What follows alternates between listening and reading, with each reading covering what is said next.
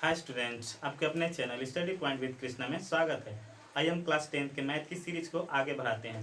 अब तक हमने एक्सरसाइज 1.2 अच्छी तरह से कंप्लीट कर लिया है। यहाँ तक कि उदाहरण के भी क्वेश्चन हम लोगों ने लगा लिया है। आइए अब हम 1.3 शुरू करते हैं। 1.3 का पहला क्वेश्चन है, सिद्ध कीजिए कि करणी में 5 एक अपरिमेय संख्या है। पहला क्वेश्चन है कि सिद्ध कीजिए कि करणी में 5 एक अपरिमेय संख्या है। यही हमें सिद्ध करना है कि करणी में 5 एक अपरिमेय संख्या है। हम लोग अभी जानते हैं कि करणी में 5 एक अपरिमेय संख्या है, लेकिन इसको सिद्ध करना है। तो देखिए हल कैसे करेंगे। हल मान लेते हैं कि करणी में 5 एक अपरिमेय संख्या ना होकर परिमेय संख्या है। माना करणी में 5 एक परिमेय संख्या है। हम लोग उल्टा अवधारणा मान लेते हैं। ये अवधारणा वाले क्वेश्चन होते हैं। अवधारणा मान लेते हैं कि करणी में 5 एक परिमेय संख्या है। अच्छा देखिए, जब करणी में 5 एक परिमेय संख्या है तो हम लोग करणी में 5 को a/b के रूप में लिख सकते हैं। और थोड़ा सा हम लोग ध्यान देंगे, क्वेश्चन में लिखेंगे कि जो a और b है, a और b सह अभाज्य संख्या है। अब एक पुनः नया हेडिंग आ गया, सह अभाज्य संख्या। तो हम जानकारी के लिए बस बता दे रहे हैं, बाकी आपको हम बताए हैं कि जितनी भी सह अभाज्य संख्या है, प्राइम नंबर है, इनको हम एक अलग से प्लेलिस्ट बनाएंगे। 5-5 मिनट का वीडियो इसको अपलोड कर देंगे, आप जब चाहें उसको देख सकते हैं। तो ए और बी सहभाज्य संख्या। अब सहभाज्य 1 मिनट थोड़ा सा समझ लीजिए बस यहाँ पे हल करने के लिए। सहभाज्य संख्या वो होती है जिनका मौसम केवल एक होता है। आए बात समझ में? जैसे 2 और 3 है, इनका मौसम हमेशा एक ही आएगा। 5 और 7 है, इनका मौसम हमेशा एक आएगा। तो ऐसी दो संख्याएं जिनका मौसम केवल एक आता है सह अभाज्य संख्या कहलाती हैं। ये पॉइंट याद रखिएगा, इसका काम आएगा कि ए और बी क्या है, सहभाज्य संख्या है और बी का मान 0 भी नहीं है, तभी तो ये परिमेय संख्या होगी। तो इतना बात हो गया। करणी में 5 बराबर a/b। देखिए अब क्या करना है, दोनों तरफ वर्ग करना है। ये सारे अवधारणा वाले क्वेश्चन है, तो थोड़ा सा ध्यान से देखिएगा। दोनों तरफ वर्ग करने पर, दोनों तरफ वर्ग करने पर क्या हो जाएगा, ये 5 बन जाएगा और ये हो जाएगा a का स्क्वायर बटा में b का स्क्वायर। ये समझ में आया? इधर कर देख लीजिए, नहीं आया तो करणी में 5 का स्क्वायर बराबर a/b का स्क्वायर। तो ये हो जाएगा 5 बराबर a स्क्वायर बटा b स्क्वायर। अब ध्यान से देखिएगा हम क्या कर रहे हैं। 5 b स्क्वायर बराबर a स्क्वायर लिख रहे हैं। थोड़ा सा यहाँ पे ध्यान जरूर दीजिएगा आप। यहाँ पे हम जो काम करने वाले हैं यही समझने वाली बात है। इसको मिटा दे रहे हैं।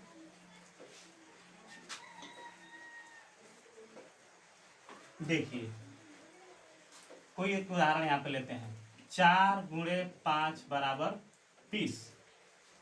ध्यान से देखिए, 4 गुणे 5 बराबर 20। कहीं ना कहीं 4 और 5 में भाग देने पर 20 पूरी तरह से कट जाएगा। अगर 4 से भाग देंगे तब भी कटेगा और 5 से भाग देंगे तब भी कटेगा। समझना यह है कि अगर 4 से भाग देते हैं तो 5 आता है, अगर 5 से भाग देंगे तो 4 आता है। तो यहाँ पे हम इसी रूप में इसको लिख दिए हैं। देखिए 5 गुणे b स्क्वायर बराबर a स्क्वायर, ऐसा लिखा गया है। तो ध्यान से देखिए, कह सकते हैं ना कि जो 5 होगा 5 से a स्क्वायर कट जाएगा। कितनी बार में? तो b स्क्वायर बार में कट जाएगा ना। देखिए a स्क्वायर बटा में 5 करेंगे तो फिर b स्क्वायर आ जाएगा, तभी तो फिर इधर गुणा करेंगे तो a स्क्वायर बराबर 5 b स्क्वायर आएगा। इतना समझ में आ रहा है आपको? हम यहाँ पे डायरेक्ट लिख सकते हैं कि a स्क्वायर 5 से विभाजित होगा, इतना लिख सकते हैं। ध्यान दीजिएगा, यहाँ पे हम अलग से भी करके दिखा दिए हैं। मान लीजिए 5 गुणे b स्क्वायर बराबर है, तो कहीं ना कहीं a स्क्वायर में अगर हम 5 से भाग देंगे तो b स्क्वायर आएगा। तो बस यही लिखना था कि a स्क्वायर 5 से विभाजित होगा, इसको समझने के लिए। अब हम ये कह सकते हैं जब a स्क्वायर 5 से विभाजित होगा तो a भी 5 से विभाजित होगा। तो हम लिख सकते हैं अतः a भी 5 से विभाजित होगा। इस लाइन को अगर समझना है तो एक बार और देखिए।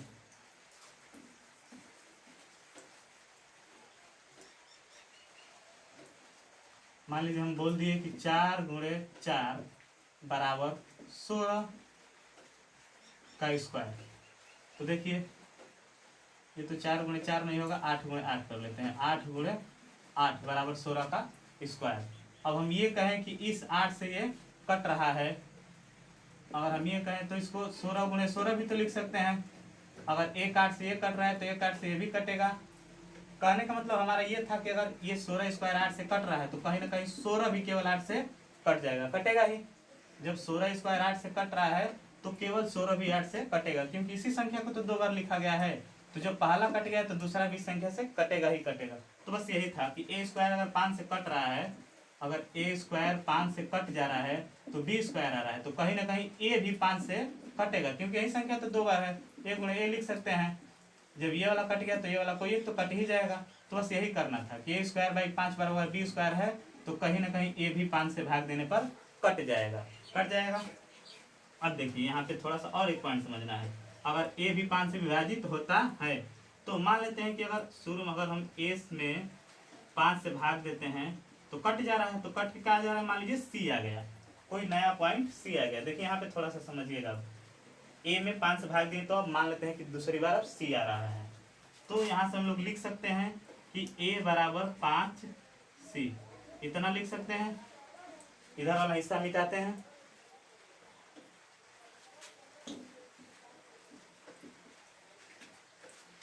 देखिए अब क्या करेंगे, इसको हम लोग मान लेते हैं समीकरण 1, इसको मान लेते हैं 2। तो यहाँ पे करना क्या है कि 1 में ए का मान रखने पर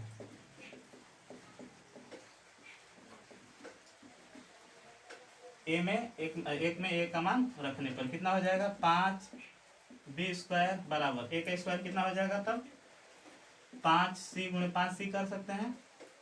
5 से 5 कट गया, तो बी स्क्वायर बराबर कितना हो जाएगा, 5 सी स्क्वायर। देखिए यही वाली कंडीशन यहाँ पे बन गई, थोड़ा सा उल्टा बन गया। अब यहाँ पे हम कह सकते हैं कि बी स्क्वायर भी 5 से कटेगा। अब इसको हम नहीं दिखा रहे हैं, समझा रहे हैं, क्योंकि यहाँ पे हम लोगों ने इसके पहले समझ गया था कि 5 बी स्क्वायर बराबर ए स्क्वायर है, तो 5 से ए स्क्वायर कैसे कटेगा। अगर ए स्क्वायर कट गया है तो 5 से फिर ए भी कहीं ना कहीं कट जाएगा। तो मान लेते हैं पहली बार ए स्क्वायर में भाग देते तो बी स्क्वायर आता, अगली बार क्या कि ए में भाग दिया केवल 5 से तो सी आ गया था, तो 5 ए बराबर 5 सी लिखे और इसका मान हम ले जाके यहाँ पे रख दिए हैं। अब देखिए अब बी स्क्वायर भी 5 से कटेगा, हम कह सकते हैं कि बी स्क्वायर भी 5 से कटेगा, अतः बी भी 5 से कटेगा। बस हमारा क्वेश्चन सॉल्व। देखिए कैसे सॉल्व हो गया, बस इतना ही दिखाना था कि ए भी 5 से कट जा रहा है और बी भी 5 से कट जा रहा है। लेकिन हम लोगों ने शुरू में क्या मान लिया था कि ए और बी क्या है, सहभाज्य संख्या है, और सहभाज्य संख्या कौन होती है, तो जिसका गुणनखंड केवल एक हो, यानी कि बस एक से कटे और किसी संख्या से न कटे। लेकिन जब हम सिद्ध करते गए तो हमको देखने को मिला कि जो ए है वो 5 से भी कट जा रहा है और जो बी है वो 5 से भी कट जा रहा है। इसके अलावा एक के बाद उसका कोई ना कोई गुणनखंड एक 5 भी है, तो यानी कि हमारी अवधारणा क्या हो गई, गलत हो गई। ये वाली अवधारणा गलत हो गई कि ए और बी सहभाज्य है। तो हम यहाँ पे अब क्या लिखेंगे, अतः हमारी अवधारणा गलत सिद्ध हुई। इस प्रकार करणी में 5 एक परिमेय न होकर अपरिमेय संख्या है।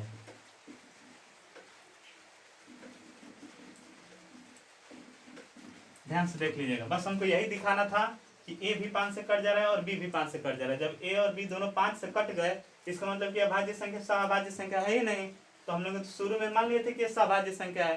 तो जब हमारा इधर की अवधारणा गलत हो गई कि ये सहभाज्य संख्या है, तो इधर वाले भी अवधारणा ऑटोमेटिक गलत हो जाएंगे कि ये हम लोग शुरू में परिमेय संख्या मान लिए थे, लेकिन हमारी अवधारणा गलत हो गई। इसका मतलब कि परिमेय संख्या ये नहीं है, क्या है, अपरिमेय संख्या है। तो एक दो बार इसको प्रैक्टिस कीजिएगा, ऑटोमेटिक समझ में आ जाएगा आपको। यहाँ से बस यही लिख देना था कि ए भी 5 से कट रहा है और बी भी 5 से कट रहा है, इसलिए हमारी अवधारणा क्या हुई, गलत सिद्ध हुई। इस प्रकार कड़ी में 5 एक परिमेय संख्या न होकर अपरिमेय संख्या है। थोड़ा सा टिपिकल क्वेश्चन था, मगर ये थोड़ा बहुत समझने वाला था, ज़्यादा इंपॉर्टेंट भी है, पेपर में आते भी हैं 1-2 क्वेश्चन इसमें से अधिकतर, तो समझ लीजिएगा, कोई ज़्यादा टिपिकल नहीं है, 1-2 बार प्रैक्टिस करेंगे समझ में आ जाएगा। चलिए दूसरा क्वेश्चन देखते हैं।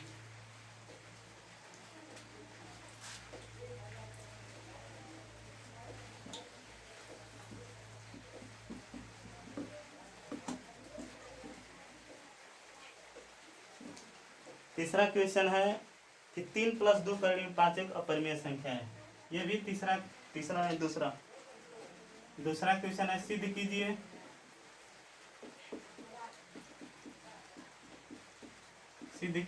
कि 3 + 2 करनी में 5, 3 + 2 करनी में 5 एक अपरिमेय संख्या है। देखिए उसी तरह का ये भी क्वेश्चन है, ये बल्कि उससे थोड़ा आसानी है। देखिए कैसे, वैसे ही करेंगे। अगर 3 प्लस मान लेते हैं, शुरू में ही माना 3 + 2 करनी में 5 एक क्या है, परिमेय संख्या है। तो हम लोग 3 + 2 करनी में 5 को a/b के रूप में लिख सकते हैं, जहां b0 = 0। बस इतना ही तो शर्त चाहिए। अब देखिए 3 और या लिख भी सकते हैं कि और भी दोनों क्या है, दोनों पूर्णांक हैं, चाहे सहभाज्य पूर्णांक हो चाहे कैसे भी पूर्णांक हो, दोनों पूर्णांक है। सहभाज्य भी मान सकते हैं, दोनों पूर्णांक है। तो 3 + 2 करनी में 5 बराबर a/b। देखिए 2 करनी में 5 बराबर a/b -3। अब देखिए यहाँ से करनी में 5 बराबर a/b -3 बटा में 2। ये पॉइंट आप समझ लीजिए, बस यहीं पे आपका क्वेश्चन हल। ये उसकी जैसा बड़ा नहीं है, बस इतना ही करना था इसमें। देखिए a भी पूर्णांक संख्या है, b भी पूर्णांक संख्या है, 3 भी पूर्णांक संख्या है और 2 भी पूर्णांक संख्या है। मतलब कहीं ना कहीं ये पूरी की पूरी क्या हो गई, एक परिमेय संख्या हो गई। इधर वाली संख्या दोनों क्या हो गई, परिमेय संख्या हो गई। और इसके पहले वाले क्वेश्चन में हम लोगों ने सिद्ध कर दिया था कि करनी में 5 क्या है, अपरिमेय संख्या है। समझिएगा, इसके पहले वाले में हम लोगों ने करनी में 5 को सिद्ध किया था, और इधर वाला देख रहे हैं कि परिमेय संख्या हो रही है।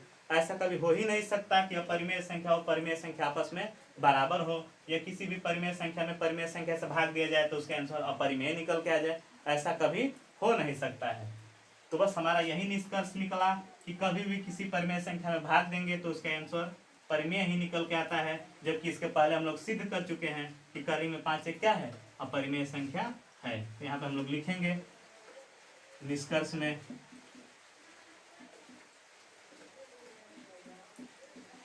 में लिखेंगे कि परिमेय संख्या का भाग परिमेय संख्या में परिमेय संख्या से भाग देने पर सदैव परिमेय आता है, जबकि यहाँ पर करनी में 5 एक अपरिमेय आ रहा है। अतः हमारी अवधारणा गलत सिद्ध हुई और 3 + 2 करनी में 5 एक परिमेय न होकर अपरिमेय होगी। देखिए आया क्वेश्चन समझ में, सेम वैसे क्वेश्चन था।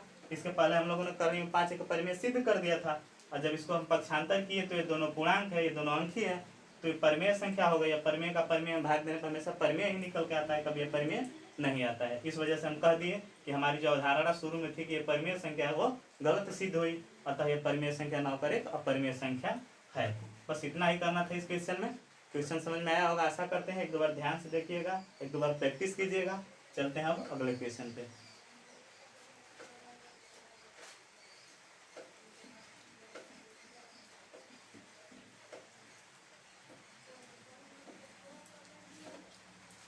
देखिए क्वेश्चन नंबर 3 है, इसमें भी सिद्ध करना ही है। तीसरा भी सबको सिद्ध करके अपरिमेय सिद्ध करना था। पहला क्वेश्चन है इसमें अपरिमेय सिद्ध करना है, बस थोड़ा सा लिख दे रहे हैं। अपरिमेय सिद्ध कीजिए। अपरिमेय सिद्ध करना है। पहला क्वेश्चन है 1/करणी में 2। 1/करणी में 2, सब कुछ वही रहेगा। माना 1/करणी में 2 परिमेय है। ये सब अवधारणा है हमारी, परिमेय है। तो 1/करणी में 2 बराबर क्या हो जाएगा, a/b, जहाँ a और b पूर्णांक है, a और b पूर्णांक है। ठीक, तो क्या होगा, देखिए इसको इधर भेज रहे हैं तो करणी में 2 को ऊपर भेज देते हैं, मतलब कि उल्टा कर देते हैं। तो ये करणी में 2 हो जाएगा ऊपर, ये भी पलट जाते हैं। इसका अंश हर बन जाएगा, इसका हर अंश बन जाएगा, तो इसका भी अंश हर का अंश बन जाएगा। तो ये b/a हो जाएगा। यहाँ पे बस समझिएगा, इतना ही करना था। देखिए ये दोनों संख्या क्या है, पूर्णांक है। ये दोनों संख्या पूर्णांक है। और पूर्ण अंक में पूर्ण अंक से जब भाग देंगे तो कुछ न कुछ मान ही निकल के आएगा, न कि एक अपरिमेय संख्या निकल के आएगी। क्यों, क्योंकि करणी में 2 एक अपरिमेय है। हम लोग इसके पहले सिद्ध कर चुके हैं, अपरिमेय है करणी में 2। और कभी भी 2 पूर्णांकों का भाग अपरिमेय संख्या नहीं आ सकती है। अतः के बाद यहाँ पे पूरा यही बात लिख देंगे, निष्कर्ष में निकालेंगे कि परिमेय संख्या में परिमेय संख्या का भाग देने पर सदैव परिमेय आता है, जबकि यहाँ पे करणी में 2 अब हो जाएगा। करणी में 2 एक अपरिमेय आ रहा है, अतः हमारी अवधारणा गलत सिद्ध हुई। और 1/करणी में 2 एक परिमेय न होकर अपरिमेय होगी। आया समझ में, क्या करना था, कुछ नहीं था, थोड़ा सा इसमें था कि माना 1/करणी में 2 परिमेय है, तो 1/करणी में 2 अगर परिमेय है तो इसको a/b के रूप में लिखेंगे। और ये भी क्या होना चाहिए, पूर्णांक होना चाहिए। तो करणी में 2 बराबर b/a हो गया। अब बताइए पूर्णांक में पूर्णांक से भाग देंगे तो क्या होगा, अपरिमेय संख्या आएगी, कभी नहीं। करणी में 2 तो कभी आ ही नहीं सकता है। तो बस हमारा यही निष्कर्ष निकल गया, बस उसके बाद यही निष्कर्ष लिख देना था। तो ये पहला क्वेश्चन इसका हो गया, समझ में भी आया होगा। इन सब क्वेश्चनों को सिद्ध किया जाता है। करणी में 2, करणी में 3, करणी में 5, करणी में 7, सब क्या होते हैं, अपरिमेय संख्या होती है, इनको सिद्ध किया जाता है। 2-3 तो हम लोग कर दिए, 1-2 और दिया है, उदाहरण में उसको दे दिया है। तो आप कहेंगे तो उसको हल करेंगे, वरना छोड़ देंगे। या आप खुद प्रैक्टिस कीजिएगा कि करणी में 2 कैसे परिमेय है, करणी में 5 कैसे है, करणी में 3 कैसे है। मगर एक क्वेश्चन जरूर इसमें से एग्जाम में रहते हैं। आइए अब दूसरा क्वेश्चन देखते हैं।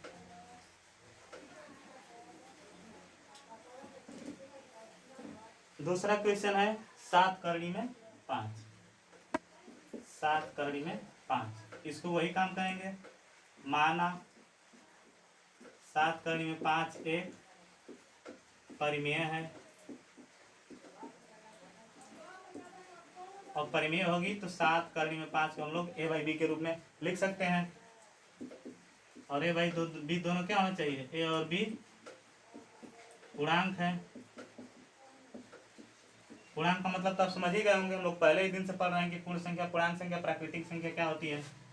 अब देखिए, अब पक्षांतर करते हैं। करणी में 5 बराबर a/7b। ध्यान से देखिएगा, ये पूरी की पूरी संख्या पूर्णांक है। ये तीनों संख्या क्या है, आपस में पूर्णांक है। और ये क्या है, अपरिमेय संख्या है, अपरिमेय संख्या है। तो बस डायरेक्ट हम कह सकते हैं यहाँ पे भी कि अगर किसी परिमेय संख्या में परिमेय संख्या से भाग देंगे, ऊपर वाली परिमेय है, नीचे वाली भी परिमेय है। ऊपर वाली परिमेय संख्या में अगर नीचे वाली परिमेय संख्या से भाग दे रहे हैं तो उसका जो उत्तर आएगा वो भी कोई ना कोई परिमेय संख्या ही निकल के आएगी। लेकिन यहाँ पे क्या निकल के आ रही है, करणी में 5 आ रहा है जो एक अपरिमेय संख्या है। इस प्रकार हम कह सकते हैं कि 7 करणी में 5 भी परिमेय संख्या होगी। यहाँ पे हम लिख सकते हैं कि यहाँ पे तो पूरा निष्कर्ष हम लिखे ही हैं, इसमें संशोधन करना है। देखिए कहाँ कहाँ परिमेय संख्या से भाग देने पर, जबकि यहाँ पे करड़ी में 5 आ रहा है, करड़ी में 5 आ रहा है, अतः हमारी अवधारणा गलत सिद्ध हुई। और 1/करड़ी में 2 न दे के यहाँ पे क्या लिखेंगे, 7 करड़ी में 5, एक परिमेय न होकर अपरिमेय होगी। यहाँ के बाद यहाँ पे चले जाएंगे। आ रहा है समझ में? कुछ नहीं करना था, बस थोड़ा थोड़ा था। इसको इधर पक्षांतर करना था और इधर वाले सब के सब परिमेय हो जा रहे थे। तो परिमेय का गुणा भागा जोड़ घटाना हमेशा परिमेय ही होना चाहिए, लेकिन ये क्या आ गया है, करड़ी में 5 का परिमेय आ जा रहा है। बस यही था। चलिए एक और क्वेश्चन इसमें बचा है, उसको देख लेते हैं।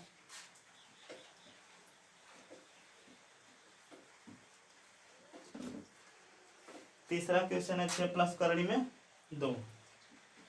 तीसरा क्वेश्चन है 6 प्लस करड़ी में 2। इसको भी मान लेते हैं माना 6 प्लस करड़ी में 2 एक परिमेय संख्या है।